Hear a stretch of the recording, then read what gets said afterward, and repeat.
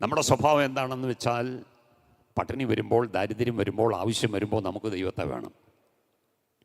സമൃദ്ധി വന്നു കഴിയുമ്പോൾ നമ്മൾ ദൈവത്തെ ഉപേക്ഷിക്കും.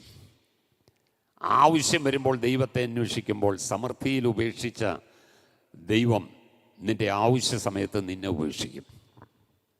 ഹലോ, എത്ര പേരത് തിരിച്ചറിയുന്നുണ്ടെന്ന് എനിക്കറിയില്ല.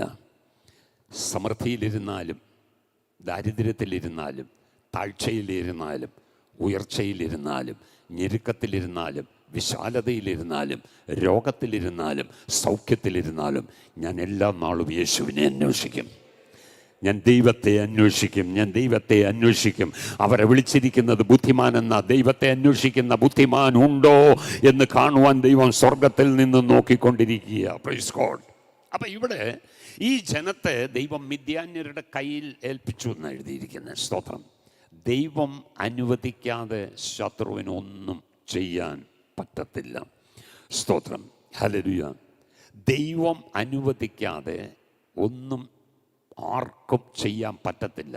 കാരണം എന്താണെന്ന് വെച്ചാൽ, യെശയ്യാ പ്രവചനം 49:16 പറയുന്നത്, എൻ്റെ ജനത്തെ ഞാൻ എൻ്റെ ഉള്ളം കയ്യിൽ വരച്ചിരിക്കുന്നു എന്നാണ്. ഹല്ലേലൂയ.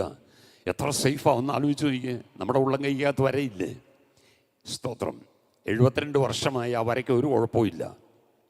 ഈ വര ഡാമേജ് ചെയ്യണമെങ്കിൽ, സ്തോത്രം, ഞാനിങ്ങനെ പിടിച്ചു കഴിഞ്ഞാൽ എന്നെ കൊന്നാലേ ഇത്, സ്തോത്രം, എന്തെങ്കിലും ചെയ്യാൻ പറ്റത്തുള്ളൂ എന്ന് പറഞ്ഞാൽ, ഞാൻ പറയട്ടെ, നമ്മുടെ ദൈവത്തെ ആർക്കും ഒന്നും ചെയ്യാൻ പറ്റത്തില്ല.